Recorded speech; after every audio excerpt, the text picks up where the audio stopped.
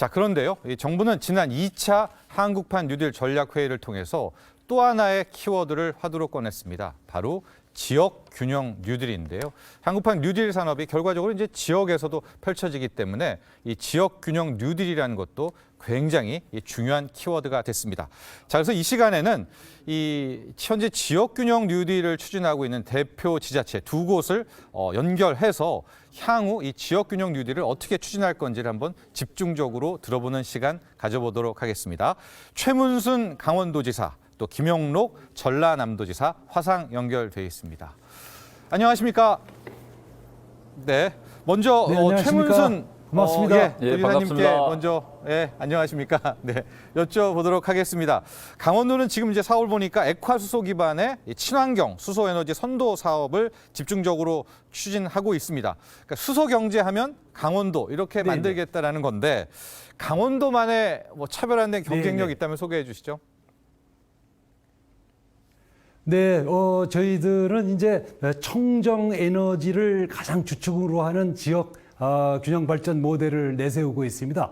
그 중에서도 요약해서 말씀드리면 액화수소를 중점적으로 추진하고 있는데요. 네. 저희가 요즘에 이제 기후 변화의 원인 중에 하나가 에너지 아니겠습니까?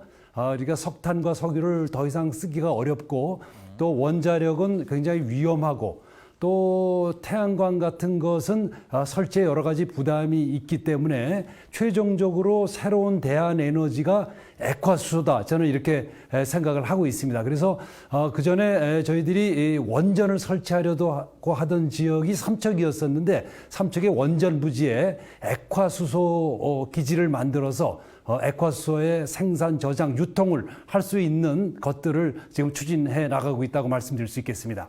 네. 김영록 지사님 나와 계시죠? 네. 전라남도 같은 경우에는 이 그린 뉴딜 상생형 일자리 사업을 화두로 전면에 내세우고 있습니다. 우리 전라남도 이 전남형 지역 균형 뉴딜 사업의 차별화된 경쟁력 소개해 주시죠.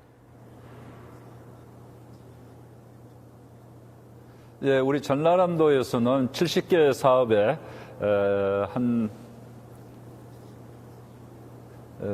10조 원 가량 되는 이런 그린 지역균형 뉴딜 사업을 추진을 하고 있습니다. 예.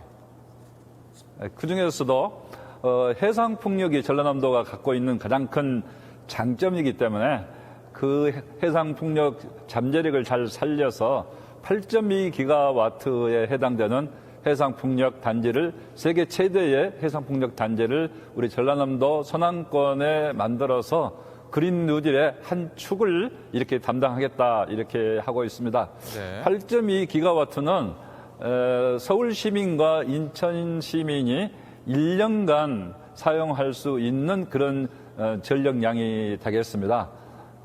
앞으로 이런 해상풍력을 저희들이 전라남도에서 적극적으로 추진할 수 있도록 주민들, 우리 어민들과 같이 상생 협약도 맺었고요. 네. 참여가 가능한 우리 한전이랄지 발전사 이런 발전사들과도 18개 기관과 MOU를 맺어서 앞으로 민자로 48조를 투자를 하게 되고 450개 기업을 유치를 할 계획으로 있어서 12만 개의 일자리가 창출될 걸로 봅니다. 이렇게 되면은 전라남도가 많은 일자리가 생겨서 같이 상생할 수 있기 때문에 우리 전라남도는 상생형 전남형 일자리로 해상풍력 그린 뉴딜 사업을 이렇게 잡고 있습니다. 또 이것뿐만 아니라 한전이 중심이 된 공공 ESS 생태계 구축이랄지 이렇게 해상풍력에서 나온 전력을 이용해서 그린 수소를 생산할 수 있는 그린 수소 메가 클러스터를 구축하는 이런 종합적인 지역 균형 뉴딜 정책을 구상을 하고 힘차게 추진을 하고 있습니다. 네. 다시 이제 강원도로 가보겠습니다. 최 지사님, 강원도 같은 경우에는 이제 삼척, 강릉, 평창 규제 특구 지정이 되고요. 또 횡성에는 이모빌리티 클러스터 지역의 지역 상생형 일자리 사업도 지금 선정이 되고 있습니다. 결과적으로 이 지역 균형 뉴딜이 지역 경제를 끌어올리는 그런 역할을 해야 됩니다. 경제적인 효과에 대해서도 한 말씀 해주시죠. 네. 그렇습니다. 지금 말씀하신 대로 우리 횡성에서는 전기 자동차를 생산함으로써 정부가 지정하는 일자리 사업으로 지정이 됐습니다. 그래서 이제 저희들이 1년 반 정도의 준비를 거쳐서 네. 올해 초에 이미 전기 자동차가 생산돼서 나오기 시작했습니다. 그리고 여기에 이제 일자리가 만들어지기 시작했고요. 내년도에는 한 5천 대 정도를 생산할 예정이어서 전반적으로 보면 한 2,500~600명의 고용 효과를 낼 수 있는 그런 일자리 효과가 생기게 되겠습니다. 그래서 지역 상생형 일자리로는 처음으로 이런 성과를 낸 것이 되겠습니다. 이제 앞으로 이런 것들을 늘려가면서 지역에서 일자리를 만들고 지역 순환형으로 우리가 살아갈 수 있는 경제 체제를 만드는데 이 시스템이 적용될 수 있도록 확대해 나갈 그럴 예정입니다. 네.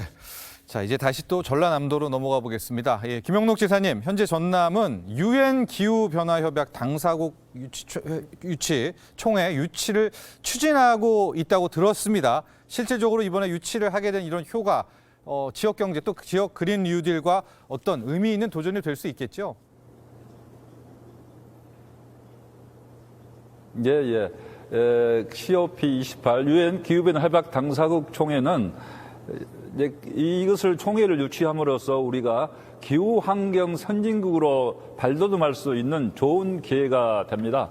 198개국에 한 3만 명 정도 이렇게 참가하는 메머드 이렇게 네. 친환경 행사인데요. 예. 이 행사를 유치함으로써 우리 전라남도가 앞으로 기후변화 대응을 위해서 적극적으로 노력하고 있는 모습을 보여주고 또 이 행사는 전라남도와 경남 10개 시군이 함께 유치하는 남해안 남중권 여수를 중심으로 한 남해안 남중권이 함께 유치하는 이 영원한 화합의 그런 네. 대잔치가 또 될 수 있는 행사이기 때문에 예. 저희들이 적극적으로 유치에 이렇게 뛰고 있습니다.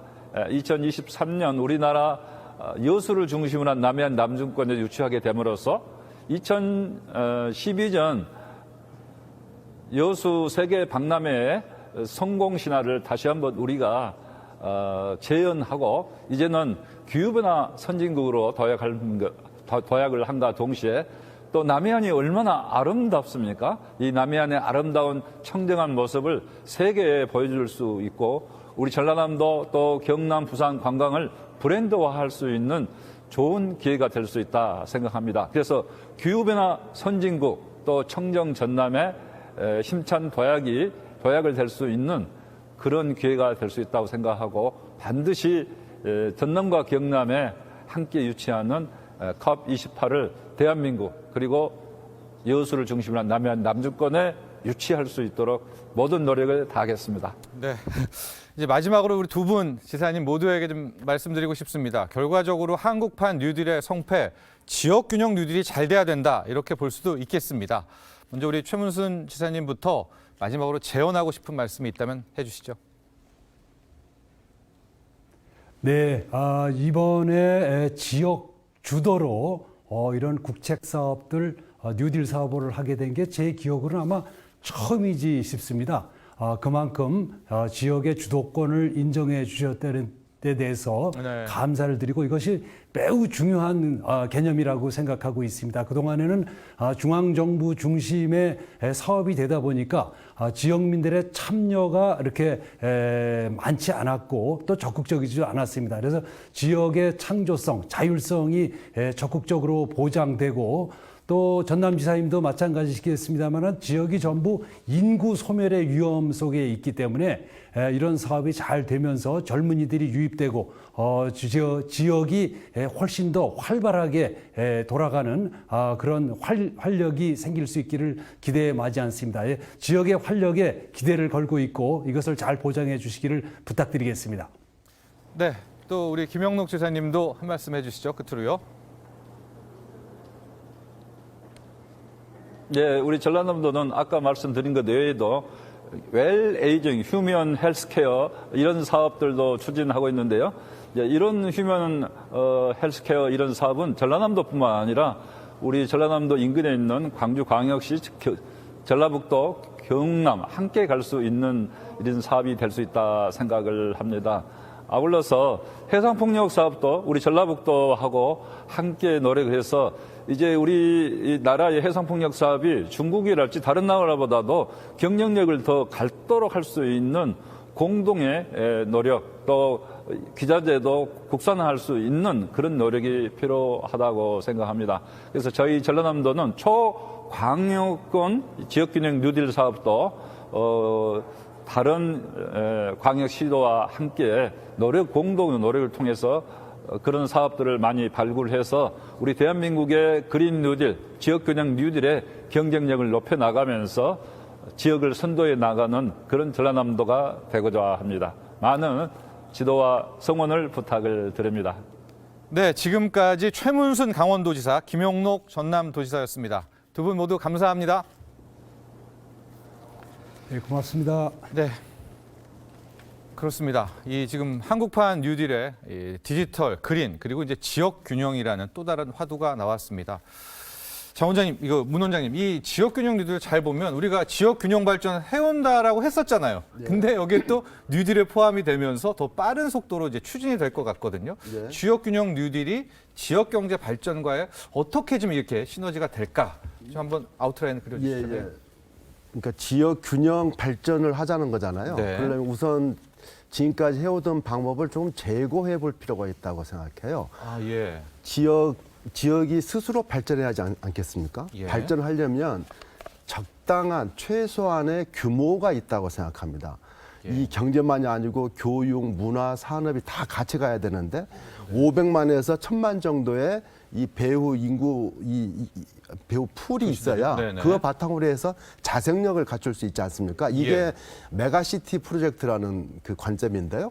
그러니까 부산, 울산, 경남을 합치면 한 800만 되지 않습니까? 네네. 자생적으로 경제를 발전시킬 수 있는 상당한 힘을 가지거든요. 네. 마찬가지로 호남권, 뭐 중부권 이렇게 해서 메가시티라는 관점에서 경제 클러스터를 만들어 본다 하는 생각을 할 필요가 있다고 생각을 하고요. 네. 그리고 두 번째로 제가 좀 직접적으로 말씀드리고 싶은 건 디지털 뉴딜, 그린 뉴딜 하면서 지역 균형 뉴딜하고 시너지가 나는 게 얼마든지 있거든요. 예. 예를 들어 보면 저희가 모든 학교에 와이파이를 설치하는 사업을 해요. 네. 그런데 그 사업의 제안 요청서에 지역 그 컨소시엄의 지역 사업자의 비중을 70% 이상으로 해라라고 가이드를 줬어요. 네네네. 그리고 국산 제품에 가점을 준다라고 가이드를 줬어요. 그랬더니 어떤 효과가 오느냐? 중국에 나가 있던 중소 와이파이 제조업체가 한국으로 롤백을 해요. 네네. 리쇼어링. 예, 리쇼링. 예. 네. 그리고 지역에 70% 이상 비중을 주었더니 과거에는 대형 이통 3사 있잖아요. 네네. KT, SKT가 이 판을 주고 했는데 오히려 지역의 중견 업체를 어떻게 하면 모셔갈까 하고 힘의 역관계가 바뀌어요. 네. 이렇게 디지털 뉴딜과 그린 뉴딜의 사업 설계를 어떻게 하느냐에 따라서 지역 균형 뉴딜에 상당한 시너지가 나는 그 방법으로 사업 추진을 할 수 있다. 네. 이런 걸 중점적으로 개발하고 기획 단계에서부터 이렇게 생각을 해야 된다. 네. 그걸 깨닫고 있습니다. 장원님 상당히 고무적입니다. 그러니까 그렇죠. 지역균형 뉴딜을 하면서 한국판 뉴딜도 추진하면서 우리의 오랜 수건인 지역균형 발전도 같이 가는다. 뭐 그런 그림이죠. 네. 뭐 기본적으로 한국판 뉴딜이라는 것은 국가적인 프로젝트이긴 하지만 실제로 실행되고 실행이 일어나는 것은 지역이죠. 맞습니다. 네. 그래서 네. 뭐 지역에서 어차피 그 한국판 뉴딜을 추진을 해야 됩니다. 네. 그래서 그걸 이제 이름을 지역균형 뉴딜이라고 붙였고 네네. 그런 그 지역균형 뉴딜의 성공 조건은 벌써 말씀들이 다 나왔습니다. 네네. 첫 번째는 그 최문순 지사님이 이야기하시듯 지역 주도, 지역이 주도해서 계획을 하고 사업을 실행을 해나가고 예. 기획을 하고 네. 그다음 지역 실정에 맞게 그다음에 방금 그 두 분이 다 말씀하셨는데 우리 네. 저 원장님 말씀하신 네네. 대로 초강력권이 중요합니다. 지금 그 왜 초강력군이 중요하냐면은 네. 우선 방금 말씀하신 대로 혁신 생태계가 구축이 되려고 그러면 자산력이 있어야죠. 기본적으로 혁신 자원이 어느 정도의 크리티컬 매스, 임계치를 넘어야 됩니다. 근데 현재 갖고 있는 우리 그 광역 시도 단위 가지고는 그런 정도의 어떤 크리티컬 매스를 못 넘는다는 거지요. 네네. 그래서 초광역 단위로 뭔가를 할 필요, 혁신 생태계를 구축할 필요가 있고 여기서 언급되지 않은 한 가지를 더 말씀을 드리면은 왜 초광역을 해야 되느냐 하면은 이 지역 주도로 뭔가 산업을 전략 산업을 타겟팅해서 여기서 하다 보면은 또 다른 산업으로 연관해서 발전을 해 나가야 네네네. 되는데 네. 그 발전의 토대가 되려 그러면 연관 다양성이 좀 있어야 됩니다. 네. 근데 현재 산업 구조로 봤을 때에 광역 시도 단위에서는 그런 연관 다양성이 상대적으로 좀 부족하기 때문에 네. 초광역으로 묶어보면 산업 구조 자체가 연관 다양성이 매우 높게 됩니다. 네. 그래서 그런 연관 다양성을 활용할 수 있는 토대가 바로 초광역 단위다 이렇게 되기 때문에 이제 네. 초광역을 지금 많이 강조하고 있는 편이죠. 예, 정말 두 분이 좋은 화두를 꺼내주셨는데 이걸 이어가 보도록 하겠습니다. 우리 서울숲교 임 원장님, 방금 두 분도 얘기했지만은 지역 균형 뉴딜이 잘 될 것 같기는 하지만 또 생각해 보면 이게 지역 균형 발전이 뚝딱 되는 수 있을까? 일자리, 인재들이 다 지금 수도권으로만 올려오는데 이걸 어떻게 풀어갈 수 있을까? 좀 숙제도 남아 있는 것 같습니다. 원장님 어떻게 풀어가야 됩니까? 예, 그 뉴딜 추진이 이제 그래도 그동안 소외됐던 지역 중심으로 많이 일어나고 있어서 참 다행입니다. 네. 대략 한 80% 정도 이렇게 되는 것 같아요. 그러니까 디지털 뉴딜, 그린 뉴딜이 실제 일어나고 있는 것은 지역 현장이다. 그런 의미에서 이제 지역 균형 뉴딜을 얘기를 하고 있는데요. 이제 문제는 그 지적하시다시피 이제 사람이 안 온다는 거죠. 근데 저는 이 문제를 수도권과 지역 이 구도로 풀어서는 영원히 답이 안 나온다고 봅니다. 예. 이렇게 풀어서는 안 되고 결국 지역의 인재들이 고소득을 올릴 수 있는 그런 산업이 있어줘야 된다. 이건 수도권에서 있기 어려운 그런 기회가 여기서 나와줘야 된다. 그런 예, 의미에서 예, 그렇죠. 저는 발상의 전환을 국내에서 이 문제를 풀려고 하면 안 되고 저개발국들하고의 이 국제적인 협력 이걸 통해서 풀어야 된다 이렇게 봅니다. 그래서 좋은 개념이 있죠. 글로벌 산업 수도. 그러니까 지역이 앞으로 가야 될 방향은 국제적인 산업 수도가 되는 것입니다. 즉 구미라든가 기흥이 이제 삼성전자의 베이스 캠프 아닙니까? 네네. 그리고 이제 베트남의 그 GDP 30%가 이제 삼성에서 나오는데 이제 베트남하고 이제 국내하고 이렇게 이제 서로 지금 그 협력을 하고 있는 그런 구도인 거죠. 그래서 이 지역 쪽에 소재 부품 장비 산업이라든가 R&D라든가 이런 그 고급 또 마케팅이라든가 이런 산업들이 여기서 이루어지고 그다음에 이제 해외 현지에서 이제 나라에 맞는 그런 제조업이 같이 가는 겁니다. 그래서 이와 같은 그 해외에 우리가 산업 도시를 한 30개 정도 이렇게 만들어가고 그리고 이제 국내에 있는 각 주요 지역은 이걸 이제 뒷받침하는 베이스 캠프 형태로 이렇게 바꿔가게 되면은 네. 인재들이 여기에 보다 좋은 사업 기회가 있고 여기에서 그 고급 기술 개발이 이루어지고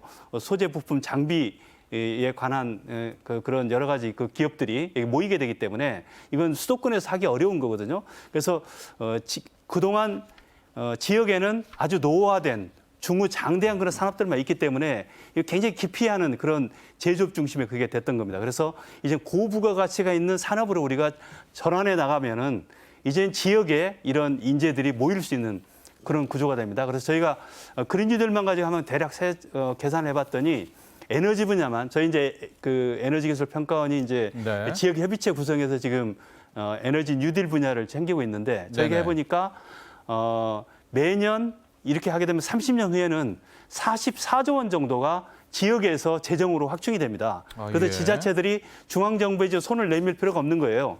지역에서 직접 에너지 관련된 소득을 얻어가지고 그거로서 이제 지방 정부를 꾸려 나가도 되는 거죠. 그래서 그래서 이제 재정 창출형이라는 말씀을 제가 앞서도 말씀드렸던 거고 이게 또 그 국가 균형 발전에 있어서도 중요한 그런 축이 되는 거고 그리고 이게 성공하려면 결국 해외하고의 이런 동반 성장. 제가 아까 미국도 예를 들었습니다만 네네.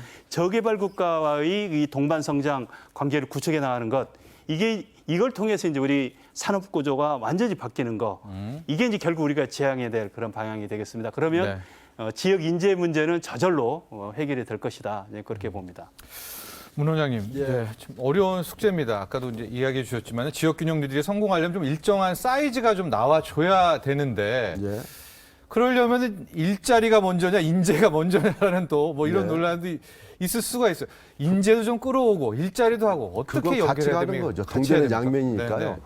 네네. 인재가 지역에 남아 있어야 될 거 아닙니까? 네네. 지역에 남아 있으려면 그 지역의 인재를 받아줄 산업 경쟁력이 있어야 될 거 아닙니까? 네. 그래서 아까 원장님 말씀대로 초광역권으로 네. 제 편으로 하면 메가시티 프로젝트를 메가시티. 내서 경쟁력을 갖춘 산업 클러스터를 육성을 해야 됩니다.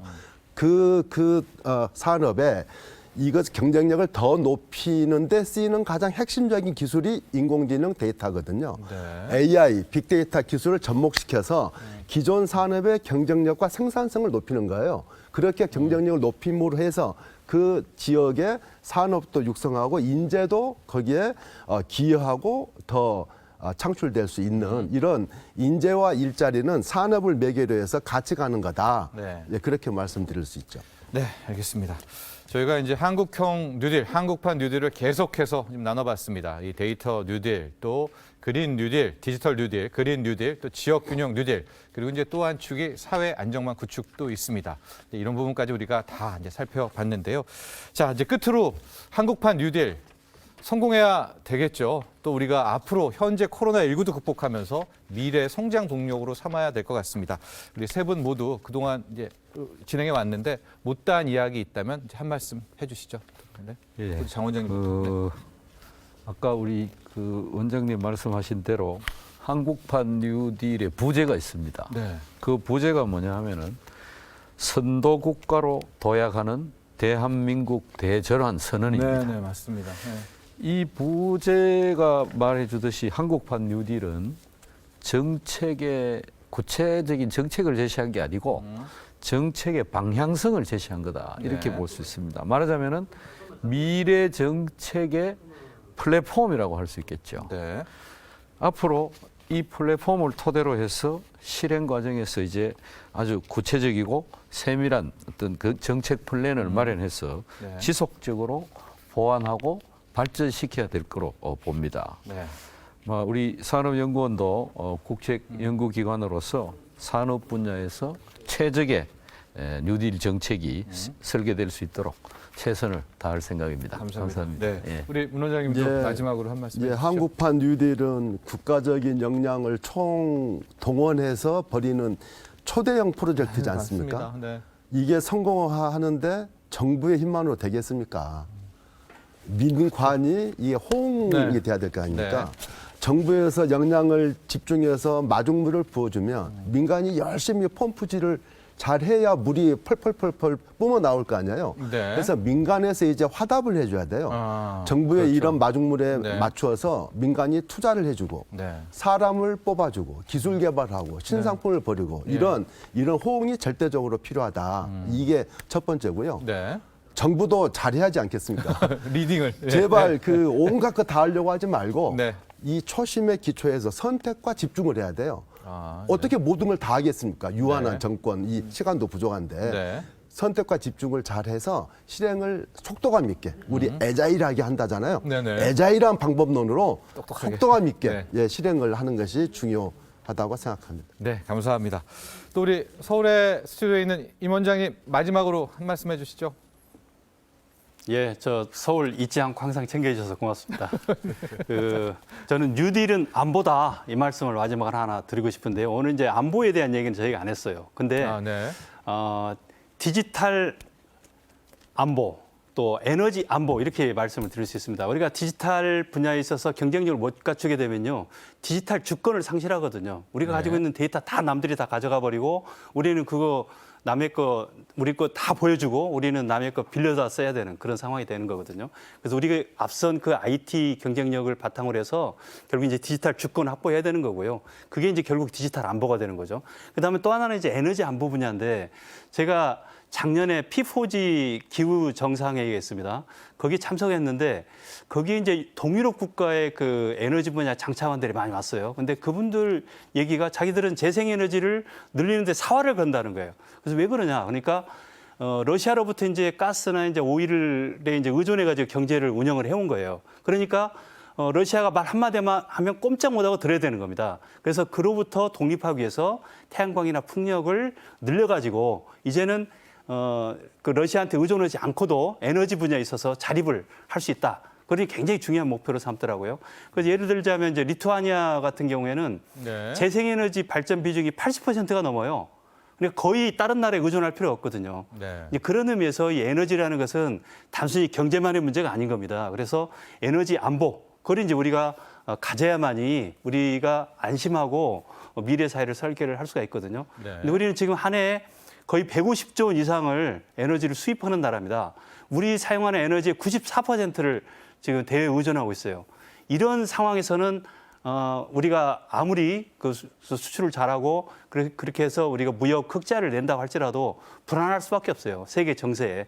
그래서 그런 면에서 앞으로 우리가 달성해야 될 부분은 이 뉴딜을 통해서 국가 안보를 달성하는 거다. 그래서 이건 타협할 수 없는 그런 가치다. 그래서 이런 관점에서 단순히 경제나 환경 문제만이 아니다.